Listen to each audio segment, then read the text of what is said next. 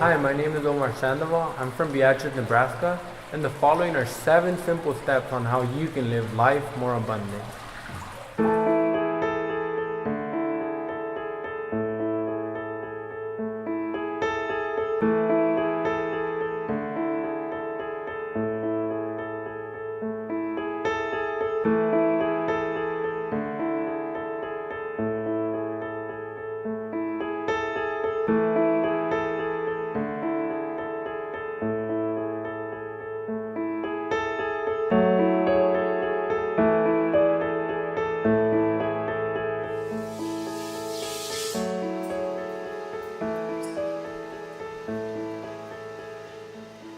Guess which person is recognized by over 95% of the elementary school kids in America?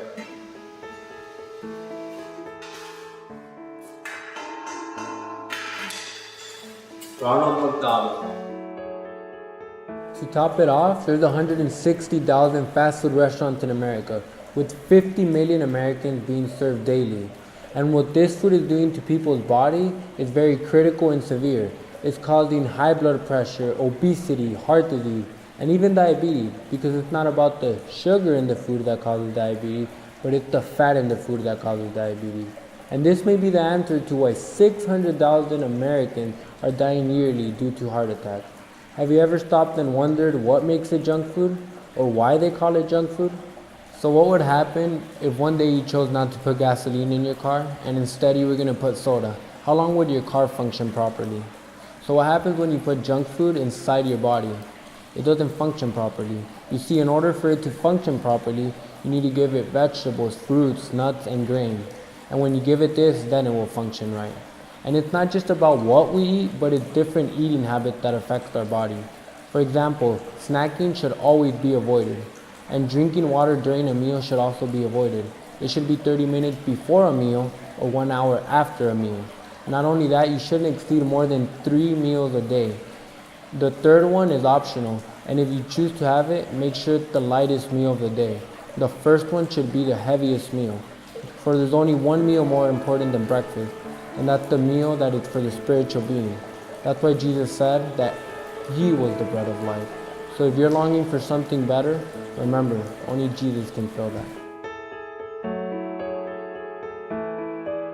Exercise. Nearly 80% of American adults are not getting enough exercise.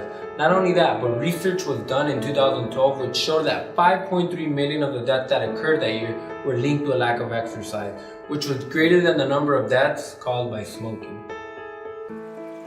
Think about the benefits of exercise, they think about the obvious thing. For example, it helps you look better, it makes you feel good about yourself. But it's not just about that, it actually has benefits like relieving stress. So if you're ever stressed out, if you're anxious, going for a walk or even a jog can help you out a lot. Or let's say when you're done exercising, you won't be stressed out. In reality, you'll be more cheerful, you'll be more happy. And not only that, but let's say maybe walking 15 minutes, you already lose your breath.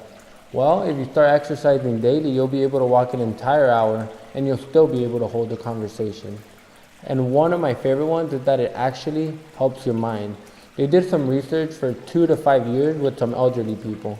And what they did basically was one of the groups was more active, and it wasn't even extreme exercise, just simple things like cleaning, taking a light jog, taking a light walk, different things. And then they started comparing these elderly people with a group that was less active. And then they started giving them tests to see who performed better mentally. Well, it turns out that those that were doing even just light amounts of exercise were performing better on these tests. Not only that, but even though it had been 5 years, their memory was just as good as when they started. So exercise is known to help the brain and the memory as you get older. So the big question is, how much exercise do I need each day? Well, it's important that everyone gets at least 1 hour of walking each day. Now, it also depends on the person. Maybe someone can do more than that. That's great. But there might be someone who can only do 30 minutes or less. But that's okay. It's a gradual process, and we need to work our way up there. We just need to make sure we push ourselves. And even though we might get tired sometimes, it reminds me of a promise in the Bible that says that those that wait upon the Lord shall renew their strength. They shall run and they shall not be weary. Water. 60% of the human body is composed of water. In fact, the brain, the heart, and the lungs are all made up of over 75% water. Since most of the human body is made up of water, and as we go about the day, when we go to work, school, our body's always releasing water. It's constantly getting rid of water. Through sweat, when we go to the restroom, or even as you exhale, as you speak, your body is releasing water. So we need to replenish that water. Now the problem is that 48% of Americans are drinking 2.6 glasses of soda every day, and 83% of adults are drinking coffee every day also. Now these drinks, not only do they affect the body in a negative way, but they keep it dehydrated. Now water does the complete opposite. Water keeps the body hydrated and it has many benefits. Let's start from the inside and work our way out. One of the benefits of water is that it helps out the kidneys to get rid of the toxins that are inside of the body. It also helps to avoid constipation because the average person carries from 5 to 25 pounds of waste inside his body. Another internal benefit is that it helps headaches, it helps to prevent them, because most headaches are actually caused by dehydration. Now for the external benefit, I want to share one that I think you'll like, and that is that it helps the skin to stay moist, which will keep you both looking young and healthy. Now in order to achieve this, you will need 8 to 10 glasses of water a day. Now you may ask, why 8 to 10 glasses of water a day? Because he who drinks of this water will thirst again, but whosoever drinks of the water that Jesus gives him will never thirst again. According to research, people that are not getting enough vitamin D are 26% more likely to die at a younger age. Not only that, but 90% of Americans are not getting enough vitamin D. So the effects of not getting enough vitamin D can be very crucial and devastating to the body. It has actually been shown that not getting enough vitamin D is connected with heart problems, cholesterol problems, even cancer. And for kids, it can even cause severe asthma. So why aren't people getting enough vitamin D? Well, one of the reasons is being inside too much when they should be spending more time outside in the sun. Another problem is when you live in a large city with big buildings, it can block the sunlight. Or even putting on sunscreen can affect your vitamin D levels.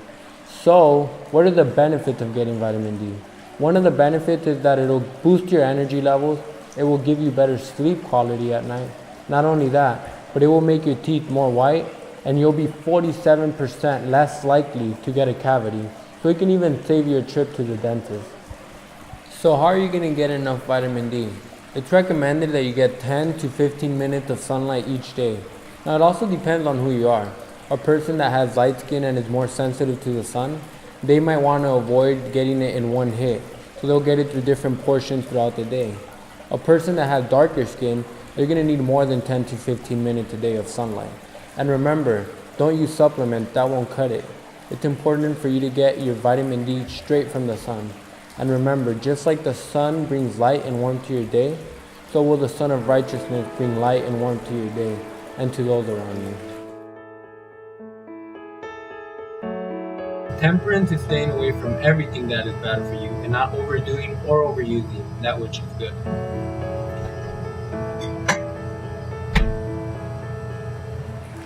So since this is the definition of temperance, what are the things that we should completely avoid, and what are the things that we should find the balance with?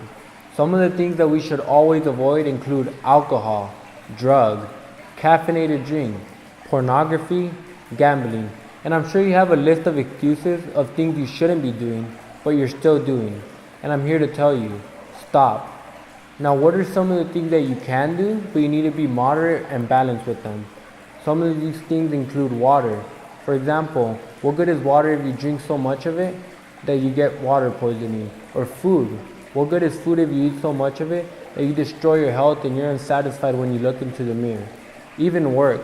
What good is work if you work so hard to get that promotion, but you don't have a family to come home to? Now, it's really hard to find the balance between the good and bad things and to stay away from those bad addictions. And a well-known author one time said, whatever we don't overcome will overcome us. So what's the best way to overcome? Well, the Bible says in the book of Romans, do not be overcome with evil, but overcome evil with good. You can try to just get rid of a bad habit, but the best way is to replace it with something better. If you want to stop smoking, exercise, keep busy. If you want to stop drinking, find a better drink, like water. And remember, while you're doing this, The Bible also says, I can do all things through Christ, which strengthens me. Air. The average person takes 21,600 breaths a day. Not only that, but he uses 88 pounds of oxygen, and 25% of that oxygen goes to the brain. The sad thing is, 1.4 billion people in the world are breathing polluted air, which is taking 1 year away from their lifespan. Most of the time when people think about polluted air, they think outdoors in the big cities where there's cars, smog, and all these different things. But in reality, research was done and it suggested that indoor air could actually be 5 times more polluted than outdoor air. Now this is sad when you realize that 90% of the time, Americans are indoor instead of outdoors. So one of the best ways to clean out the air inside your home would be to just open up the window. Let the fresh air come in, let the breeze come in. And sometimes we might say, oh, but it's cold outside. But slightly opening the window, even though it might be cold, will have a greater impact on your health in a positive way. Another one would be to just clean up the floor, sweep it, mop it, because all the dirt, if left inside, will bring bad air inside your home. And the third one would be to get some potted plants and put them around the home, in the kitchen, in the living room, and this will filter out the bad air inside your home and give you better and fresh air inside the home. Because as we breathe carbon dioxide, the plant will take it in and it will give you fresh air in return. Now, how important is air? Let's see here. You can go a month without a paycheck. You can even go a week without your car. You can go a day without a meal. But you most likely won't go 5 minutes without air. Now, you know what's more vital than air? God. 34% of Americans are going every night with getting 8 or more hours of sleep. Now that's pretty good, but the remaining 66% is getting 7 or less hours of sleep per night. And they think, oh, this won't have a great problem, I'm not getting enough sleep, it's alright. But in reality it's not, because just driving after being awake for 18 hours is equivalent to driving under the influence of 2 alcoholic drinks. And then driving after being awake for 24 hours is equivalent to driving under the influence of 4 to 6 alcoholic drinks. It also has some different effects upon the body. For example, people that don't get enough sleep have a weaker immune system, they get sick more often. They also have a harder time controlling their weight. Even athletes who don't get enough sleep don't perform as well on their sports and the different activities that involve coordination.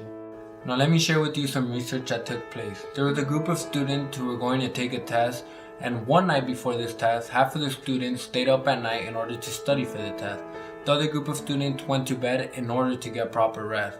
Now the next morning, the students that stayed up at night to study felt more confident, but in reality, when the results came in, the students that got proper rest did better than the students who stayed up at night studying for this test. Now let me share with you some tips that will help you to get proper rest. First, a dark room will definitely help. Caffeinated drinks of any sort won't. You want to avoid a meal 3 to 4 hours before you go to bed. And a consistent sleeping routine will definitely help with proper rest. Now, let me share with you my favorite one. How does 52 days of rest a year sound? That's almost 2 months of vacation. God must have known what he was doing when he gave us the Sabbath rest.